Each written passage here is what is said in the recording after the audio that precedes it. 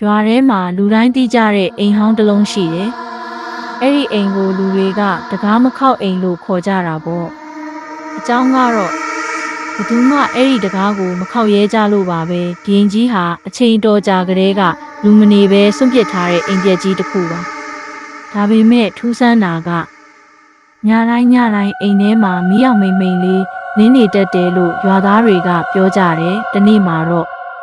ကျော်စီရဆိုတဲ့လူငယ်တယောက်ဟာဒီလိုတရေပုံမြင်တွေကိုမယုံဘူးဆိုပြီးအဲ့ဒီအိမ်ကိုသွားဆန်းဖို့ဆုံးဖြတ်လိုက်ပါတယ်။ည9 နာရီလင်းငင်နေတဲ့လပြည့်ညပတ်ဝန်းကျင်တစ်ခုလုံးတိတ်ဆိတ်လို့နေတယ်။ကျော်စီရတယောက်အိမ်ရှိကိုရောက်သွားတဲ့အခါတကားကအနှဲငယ်ဟာလေးပွင့်နေတာကိုတွေ့လိုက်ရတယ်။ဟင်ဘယ်သူမှမနေဘူးဆိုတာမဟုတ်ဘူးလားလို့သူတွေးရင်လက်နဲ့တကားကိုဖြည်းဖြည်းချင်းတွန်းဖွင့်လိုက်ပါတယ်ကြည့်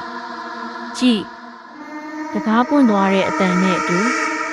အေးစိမ့်တဲ့လေတစ်ခုကသူ့ခန္ဓာကိုယ်ကိုဖျက်ဆီးသွားတယ်အိမ်ထဲမှာဖုံတွေအလိမ့်လိမ့်တက်နေပေမဲ့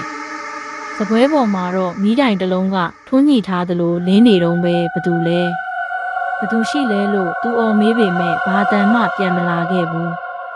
သူဟာအိမ်ထဲကိုတလန်းချင်းလျှောက်သွားရင်းနောက်ဖေးကန်းတစ်ခုမှာပိတ်ထားတဲ့တကားကိုတွေးလိုက်တယ်။ထူးဆန်းတာကအဲ့ဒီတကားကိုအပြင်ဘက်ကနေတောခတ်ထားတာပါ။ကျော်စီရလည်းစိတ်ဝင်စားနဲ့တော့ကိုဖွင့်ပြီးတကားကိုတွန်းလိုက်တဲ့အခါအခန်းထဲမှာလူတစ်ယောက်မှမရှိပါဘူး။ဒါပေမဲ့ကျမ်းပြင်ပေါ်မှာတော့ဟောင်းနှွမ်းနေတဲ့မှတ်တမ်းစာအုပ်တစ်အုပ်ရှိနေတယ်။သူအဲ့ဒီစာအုပ်ကိုကောက်ယူပြီးဖတ်ကြည့်လိုက်တဲ့အခါရက်ဆွဲတွေနာမည်တွေနဲ့အတူနာမည်တိုင်းရဲ့နောက်မှာဝင်လာသည်ဆိုတဲ့စာသားလေးတွေရေးထားတာကိုတွေ့လိုက်ရတယ်။စာအုပ်ရဲ့နောက်ဆုံးစာမျက်နှာကိုလှန်လိုက်တဲ့အခါမှာတော့ကျော်စီရတကူလုံးတုန်တက်သွားတယ်။အဲ့ဒီမှာရေးထားတာကကျော်စီရဝင်လာသည်တဲ့ဒါဘယ်လိုဖြစ်နိုင်မှာလဲ။ငါအခုမှဝင်လာတာလေ။သူအကြောက်လွန်နေတဲ့အချိန်မှာပဲသူ့နောက်ကျောဘက်ကနေအတန်ထွက်လာပါတယ်မင်းကနောက်ဆုံးလူပဲကျော်စီရအလန့်တကြားလှည့်ကြည့်လိုက်တဲ့အချိန်မှာပဲအခန်းတကားကဝုန်းကနေပိတ်သွားပြီးအပြင်ကနေတောခတ်လိုက်တဲ့6ဆိုတဲ့အတန်ကြီးကိုကြားလိုက်ရတယ်သူတကားကိုဘလို့ပဲထုဘလို့ပဲဆွဲလုံးဝဖွင့်လို့မရတော့ဘူးအခန်းထဲမှာအမှောင်ထုကတဖြည်းဖြည်းဖုံးလွှမ်းလာတယ်